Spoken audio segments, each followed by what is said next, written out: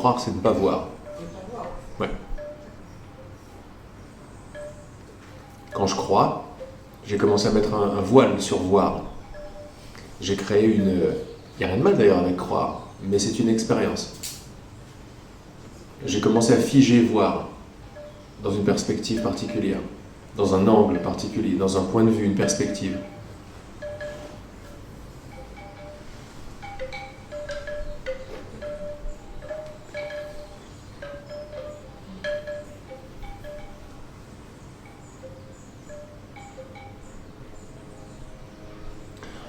En fait, pour être un petit peu plus précis, le voir dont on parle, quand on dit finalement on a une croyance et c'est ce que cette croyance va nous montrer. Donc on dit on voit ce qu'on croit, plutôt qu'on croit ce qu'on voit. Hein? C'est l'inverse. Mais même ça, c'est pas tout à fait exact parce que ça n'est plus du voir.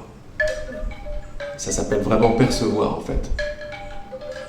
Croire crée la perception, ou la perception crée le... Ils vont ensemble, main dans la main. Mais le voir dont on parle, la pure conscience, c'est pas avec des yeux quoi que ça se passe. Et c'est une conscience, c'est très bizarre, mais là les mots s'arrêtent parce qu'on ne peut pas le comprendre. Mais on peut le vivre, on peut le voir clairement, qu'il n'y a pas de sujet ni d'objet dans voir, le vrai voir, dans la conscience. C'est un autre mot pour l'existence. L'expérience de la perception, il n'y a rien de mal avec la perception. L'expérience de la perception, ce sont les premières couleurs de la conscience et ce sont les premiers objets. Et donc ça commence à s'appeler de la perception. Et il y a une perception fausse et une perception vraie. Pour faire simple. La perception fausse, c'est la perception qui reflète une idée qui n'est pas juste, celle de la séparation. La perception vraie, c'est la perception fausse qui commence à se nettoyer. Quand on parle de nettoyer sa paire de lunettes, par exemple, pour voir de plus en plus près, pour voir qu'il n'y a pas de différence, pour voir avec les yeux du cœur, plutôt que les yeux de la tête. Les yeux de la tête ou les yeux du mental, c'est les yeux de la croyance. Parce qu'une croyance va me montrer un monde selon cette croyance. Quand j'enlève cette croyance, tout le monde qui venait, le monde, c'est-à-dire cette perception qui venait avec cette croyance, s'effondre avec. Donc ça n'est pas solide. Mais où est-ce que ça s'effondre? Ça peut peut-être se clarifier. Donc la paire de lunettes se clarifie. Quand par exemple je croyais absolument que j'étais un traître, j'avais les émotions du traître, j'avais de la parano, je me demandais, j'étais bien, mais j'attendais que quelqu'un vienne me punir, me frapper, me dire que j'ai fait quelque chose de pas bien. Donc j'avais les émotions, les pensées du traître, et je croyais que je voyais des bourreaux, moi je me voyais traître dans la glace, tu vois. Quand on regarde de près dans la glace, et de près les gens, il n'y a rien de tout ça. Il faut qu'on regarde un petit peu de loin. Il faut se reculer un peu, c'est-à-dire qu'il faut commencer à dormir, il faut commencer à voir autre chose que ce qui se passe. Ça s'appelle percevoir.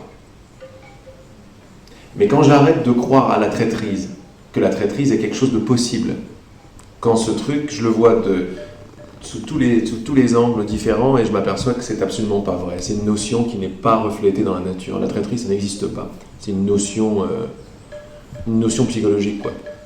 Quand je vois qu'elle est plus là, quand je vois que j'ai plus envie de croire à ce truc-là parce que j'ai pas envie que ça colorie ma paire de lunettes s'éclaircit de cette croyance-là. Le monde qui venait avec, le monde que traîtrise me montrait, disparaît avec, à cet instant pile. Il se peut qu'il revienne, mais maintenant, j'ai fait des fissures dedans. Et mes lunettes commencent à s'éclaircir. Mais quelles lunettes? Les lunettes de la perception. Où est-ce que tout ça se passe? Pour ceux qui veulent rester plus puristes, où est-ce que tout ça se passe? Ça se passe dans voir, dans conscience, dans existence, dans être. L'expérience des lunettes bien grises et l'expérience des lunettes plus roses, les deux se passent dans voir. Mais ça n'est pas le même voir. Parce que nous, on dit voir, mais c'est pas voir, c'est percevoir des images. Moins il y a de croyances, plus je vois les choses telles qu'elles sont. Par exemple, plus je les perçois telles qu'elles sont. Plus j'ai des expériences, comme on a vu hier. T'étais là hier? Ou non? Non, Non, je n'étais pas là hier. Hier, on a parlé beaucoup d'expériences que les uns et les autres ont partagées, des expériences de joie sans cause, des expériences d'extase sans cause, des expériences où on tombe amoureux d'une pastèque, des expériences où on reste un quart d'heure dans le carrelage, dans le fauteuil. Pourquoi ? Parce que même les toutes premières croyances, tu n'es pas né avec. Tu les as apprises.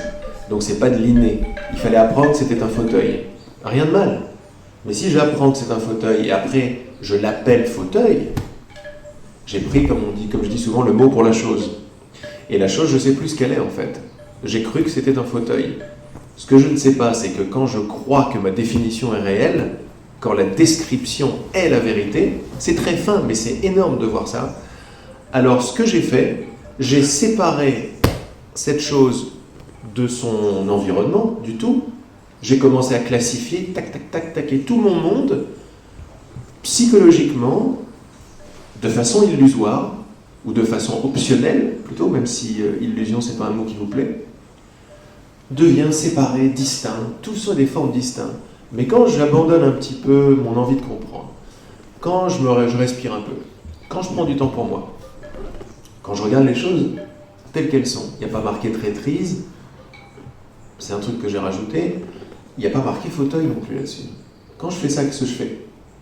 Je défais toute ma perception des définitions et de la séparation. Ça va se renfermer, bien sûr, c'est là-dedans qu'on semble évoluer. Donc, à chaque fois qu'on fait ce chemin de plus en plus, où on remet en cause la croyance, regarde que tous les chemins, tu connais peut-être le travail de Byron Katie, le travail de Ramana Maharshi, ils te disent tous une chose à un moment, est-ce que tu en es sûr ? Est-ce que c'est vrai ? La question c'est, est-ce que c'est vrai ? C'est ce qu'on a fait ce matin avec, est-ce que c'est vrai que je suis une image ? Est-ce qu'une image pense ? Est-ce qu'une image perçoit ? Non. Donc on s'aperçoit que, tiens, en fait c'est que des croyances. Est-ce que ces croyances sont réelles ? Par cette mise en doute, ça commence à s'éclaircir, on commence à goûter les fruits de plus en plus rapidement de l'arbre de la remise en doute. On les goûte parce qu'on se sent mieux. Par rapport à ce qu'on disait tout à l'heure, je perçois moins un autre. Certes, il y a un autre, tu vois bien que voilà, on a un corps différent apparemment, mais c'est plus ça qui nous importe. Il y a plus un sentiment d'unité. Quand les croyances sont solides, il y a un sentiment de séparation qui devient solide. C'est pour ça qu'on parle de perception qui se nettoie. Cette crainte, etc., c'est lié au sentiment c'est lié carrément à c'est lié carrément au sentiment de cette séparation et lié au sentiment de culpabilité du fait de cette séparation. C'est ça. Donc c'est en définitive, j'essaie de voir parce que là, on essaie de simplifier tout. Ouais. Voilà. C'est complètement intriqué. Ça tourne un peu en définitive. C'est sortir de cette boucle qui est, Le but, c'est sortir de cette boucle. Et on se donne les moyens, d'une façon ou d'une autre, pour couper la boucle quelque part. Il y a une façon très directe, c'est celle qui... c'est retourner. Moi, j'aime bien retourner les choses. C'est-à-dire, d'habitude, je crois ce que je vois. Ok ? Ça, c'est simplement je crois ce que je vois. Comme saint Thomas, tu vois. Et par ces pointeurs-là, on s'aperçoit que non, d'abord, c'est pas voir, c'est percevoir. Et je perçois ce que je crois. Là, déjà, j'ai cassé la boucle. J'ai cassé en la comprenant. Cette compréhension dont on parle, dont Rodolphe nous parlait hier, c'est une compréhension de plus en plus... Au début, on la comprend intellectuellement, puis après, on la vérifie. Et quand on la vérifie, on commence à voir cette compréhension. Elle devient de plus en plus directe. Vécue, comme tu disais. Vécue. Donc elle est perçue avec le cœur. Elle est perçue avec le cœur. Ça descend je ne vais pas descendre d'un niveau, mais ça retourne à un niveau qui est plus mental, qui part en vrille quelque part. Et après, c'est le cœur qui voit. Le cœur voit ce que le mental ne peut pas voir. Combien de fois on a lu cette phrase ? Les yeux du cœur savent ce que nous ne savons pas, ce que les yeux du mental ne savent pas. C'est important de voir cette histoire de percevoir et de voir également, comme tu le vois, que la seule cause à la racine de toutes les souffrances, c'est de me séparer de moi-même. De me créer une image de moi. Quand je suis désaligné de la vérité, des choses telles qu'elles sont, c'est-à-dire telles qu'elles sont, c'est-à-dire de leur présence, et c'est moi la présence des choses, hop, la peur arrive, comme un indicateur qui me dit tu es en train de t'identifier à quelque chose que tu n'es pas, il n'y a pas de problème, mais tu es surtout en train de croire que c'est vrai. C'est là que ça va faire mal. Ouais, c'est ça que c'est à ce moment-là que ça gêne. Et on se demande pourquoi ça ressort. C'est ce qui est le plus gênant. C'est pas qu'elle arrive, parce que parfois on voit arriver la peur, on voit arriver la colère, on voit arriver toutes ces trucs-là. Mais ce qui gêne, en définitive, c'est qu'à un moment donné, ce dont je m'aperçois, mais ça c'est toi, ouais. C'est que parfois l'identification est tellement forte qu'on est dedans et puis qu'on est impliqué et que, je dirais, je sais pas, grâce à l'univers, peu importe le nom qu'on lui donne, c'est vrai qu'il arrive à un moment donné, on dit tiens, il y a effectivement ce calme qui. Alors ça, c'est pas grâce à l'univers, c'est grâce à ta bonne volonté de voir la vérité. C'est très important de faire ce petit détail. Comme ça, tu prends ta responsabilité. L'univers ne fait que répondre. Et là, je parle même de la grâce. Les miracles, la grâce, le Saint-Esprit. Ce sont des émanations, des manifestations de ton désir d'arrêter le cinéma. C'est que le soi. Le soi, c'est toi. C'est ça. Il émerge parce que tu veux le voir. Tu vois, ça suit toujours ton amour, ton intérêt, ton rayon d'attention. C'est le cas pour nous tous ici, autrement on ne serait pas là. Autrement on s'intéresserait aux courses de voiture. Il n'y a pas de mal non plus à s'intéresser aux courses de voiture. Ça c'est juste, ça me ramène à la cause et l'effet qui n'est pas extérieur à moi. Ça me ramène à la cause et l'effet que, tiens, je perçois, c'est pas je vois, je perçois ce que je veux percevoir. Quand je crois en quelque chose, j'aime une croyance, j'aime un concept. J'aime une idée. Et une idée, regardez qu'une idée n'a pas de volonté propre. Et là, ça coupe la boucle également. L'idée, je vais tuer mon voisin dans 5 minutes, s'il continue, fermez les guillemets, n'a aucune volonté propre. C'est une idée. Puis derrière, tu as l'idée, j'aime la banane, qui arrive. C'est la météo, c'est les nuages qui passent. Elle n'a aucune volonté propre, l'idée.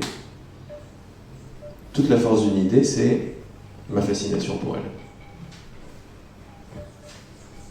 Donc ce que je récupère, comme on l'a dit dans la médite, ce que je récupère, c'est ma fascination, ma lumière. Comment ? Est-ce que c'est vrai ? Quand tu vois que c'est pas vrai, tu reprends ta fascination, ah non, c'est pas vrai, mais j'ai rendu le truc réel. Très important de reprendre ces rênes. Le seul puissant, c'est moi.